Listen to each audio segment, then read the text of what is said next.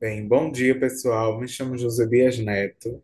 Estou hoje aqui para apresentar a vocês um trabalho que se intitula Pedras que Cantam, Semântica e Valores Atribuídos ao Pátio de São Pedro, em Recife, Pernambuco. Esse trabalho foi feito em colaboração com o professor da UPE, Pedro Valadares.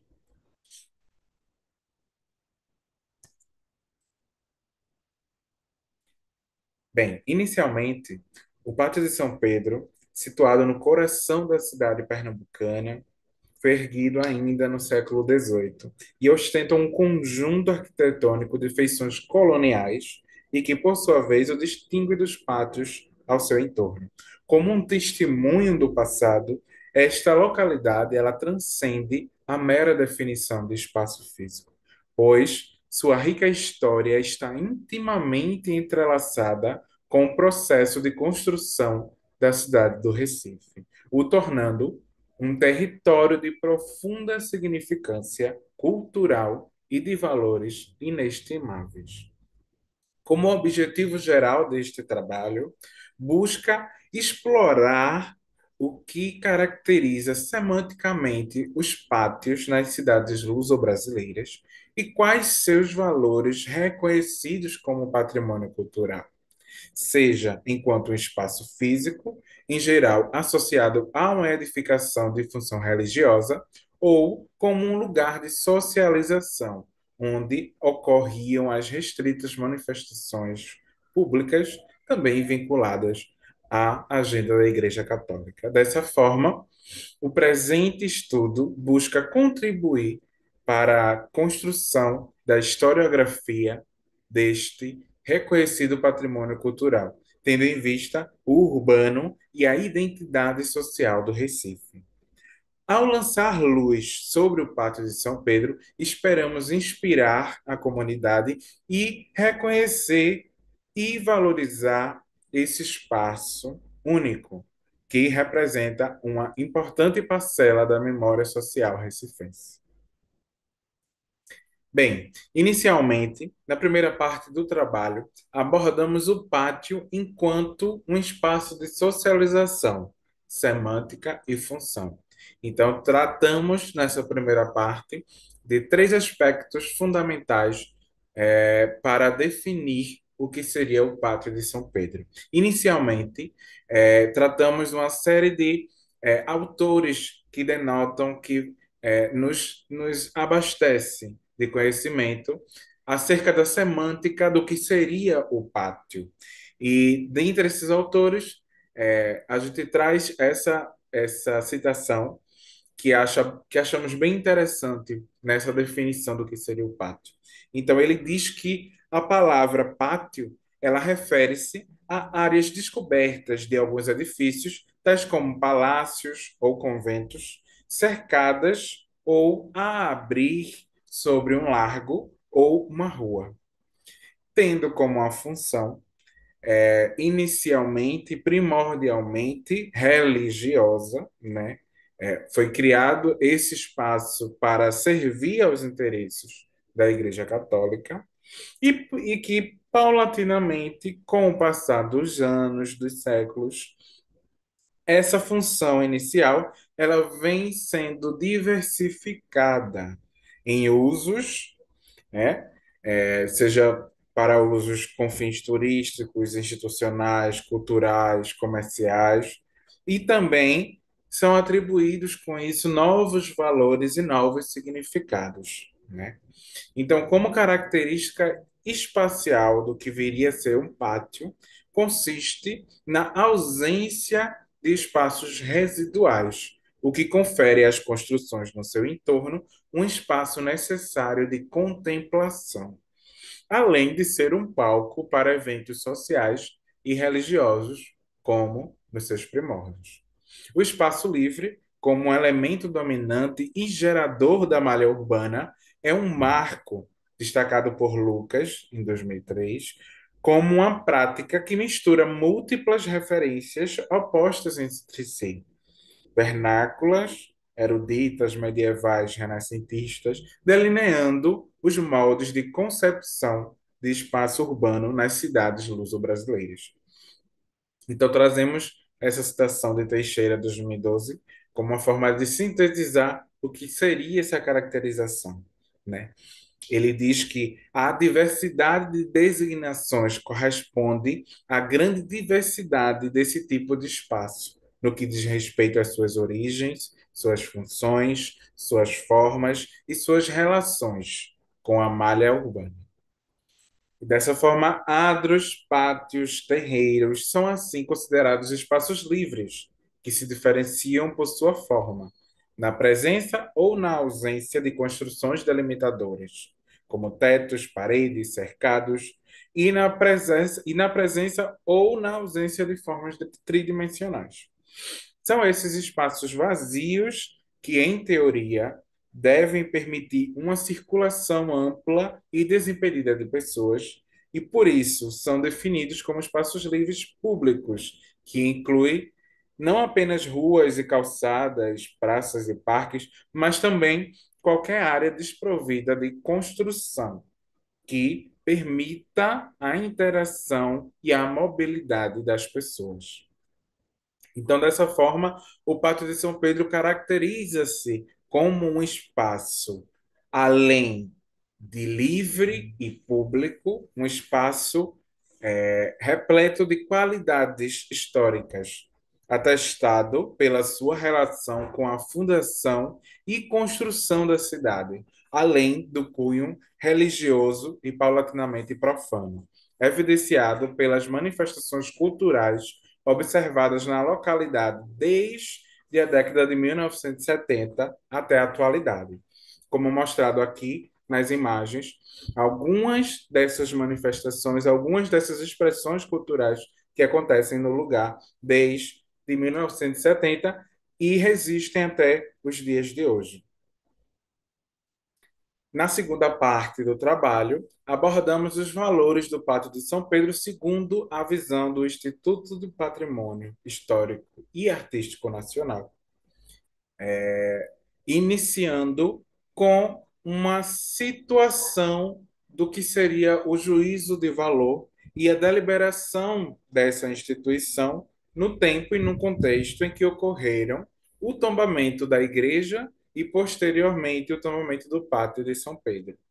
Neste contexto, a igreja tombada em 1938, inscrita no livro de tombo de Belas Artes e também no livro de tombo de Histórico, fica em segundo plano, dessa forma, o Pátio de São Pedro, que faz parte da visão do que o IPHAN considerava relevante naquele período em que foi ocorrido o tombamento. Então, a partir do acervo de construções de pedra e cal remanescentes do Brasil colônia, seguindo a ideologia que esteve na base de criação do IPHAN neste primeiro momento. No entanto, sabe-se que esse conceito de patrimônio firmado no período do Estado Novo não considerava a diversidade cultural que existe no Brasil, seja em processos históricos ou pela constituição das cidades brasileiras, enquanto uma construção plural coloca-se à margem legados de diversas camadas da sociedade e suas respectivas manifestações culturais. Somente em 1966, esse processo de tombamento da igreja volta a ser alvo de atenção do IPHAN através da proposta de extensão do tombamento da igreja, com a intenção de incluir também o conjunto arquitetônico que delimita o Pátio de São Pedro. Então, nesse momento, o termo ambiência é inserido no contexto do tombamento, demonstrando uma primeira mudança de postura em relação à conservação dos conjuntos urbanos, o que pode ser considerado a definição de monumento histórico contida na Carta de Veneza, lá em 1964, que, por sua vez, reconhece o valor não só das grandes criações, mas também das obras modestas que tenham adquirido com o tempo um significado cultural. E este discurso ele fundamenta o conceito de ambiência que é tratado em 1976 nas recomendações de Nairobi. Ao fim da leitura desse processo de tombamento, fica evidente que inicialmente o Pacto de São Pedro foi tratado meramente como uma moldura que valorizava a monumentalidade e a suntuosidade da igreja. Dessa maneira, este histórico espaço urbano, que abriga relevantes manifestações desde sua gênese, de cunho sagrado e progressivamente de cunho profano, teve seu valor social e cultural invisibilizado até o final da década de 1960, ou seja, até a retificação do tombamento inicial da Igreja de São Pedro dos Clérigos. No entanto, ao longo das décadas seguintes, houve uma mudança perceptível de perspectiva quanto ao patrimônio histórico e cultural. O Pátio de São Pedro passou a também ser visto como um espaço de significância arquitetônica e urbanística paisagística, como um palco de interações sociais, expressões culturais e também de eventos comunitários.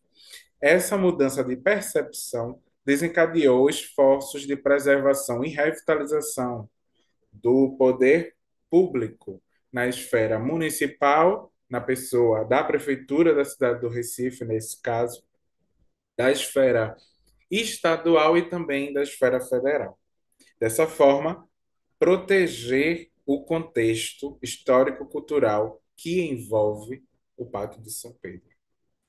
Somente em 1984 e 1985, o IFAM abriu um novo processo de re-ratificação de tombamento da inicial Igreja de São Pedro dos Clérigos.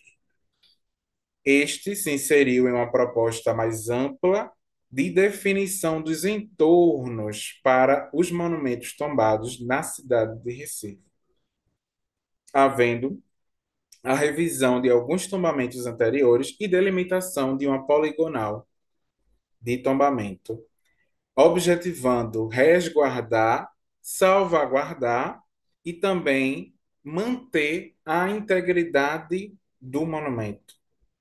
No caso do Pátio de São Pedro, foi discutida a área e imóveis a serem considerados relevantes a essa delimitação. Por tudo isso, o Pátio de São Pedro ele se configura como um lugar que tem a função de abrigar celebrações carregadas de valores, tradições e fé, apesar desta face do patrimônio ser oficialmente reconhecida somente em 1985, que foi nessa fase de ratificação do tombamento inicial. O referido monumento e sua poligonal de tombamento, enquanto espaços edificados e vazios, atestam essa função e essa semântica. Para além dos valores atribuídos em tombamento, que seria o valor artístico, histórico e o de ambiência, outros valores passam a atribuir menção a esse notável espaço, como o valor turístico, econômico, de memória e o valor afetivo. Logo, o Pátio de São Pedro tornou-se não apenas um marco arquitetônico, mas também um local que congrega a cultura e a história da cidade do Recife. Como considerações finais, trazemos que o objeto de estudo, né, o Pátio de São Pedro, junto à imponente Co-Catedral de São Pedro dos Clérigos, e todo o casario que delimita esse espaço, né, tem sua relevância reconhecida pelo IFAM, enquanto um valoroso conjunto arquitetônico urbano. A sua forma espacial que agrega e acolhe testemunha ao longo dos séculos diversas celebrações religiosas, eventos culturais e também manifestações populares. Por isso, os valores que emanam do pátio são multifacetados. Portanto, a narrativa construída nesta pesquisa reafirma, ao passo que reafirma por intermédio da história do lugar a sua função primordial, que seria a função religiosa.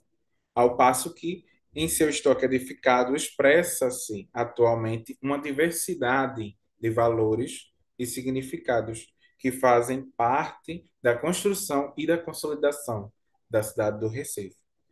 Entre os principais resultados, como já destacamos, a pluralidade de valores, sendo o artístico, o histórico e o de ambiência, e no que se refere à função e semântica dos pátios, os estudos mais recentes reforçam a necessidade de questionar os entendimentos tradicionais sobre a temática do patrimônio cultural, a fim de promover mudanças na maneira como o patrimônio é preservado, interpretado e valorizado, tornando-o adaptado às necessidades e realidades atuais. Dessa maneira, os resultados contribuem com aportes teóricos e sociais para a manutenção e a continuidade da historiografia da cidade do Recife, sendo importante salientar que esses resultados eles não são conclusivos e definitivos. Sugere-se, portanto, que seja analisado caso a caso, ou melhor, pátio a pátio, acerca de seus respectivos contributos neste mesmo cenário. Então é isso. Aqui eu deixo as referências. Muito obrigado.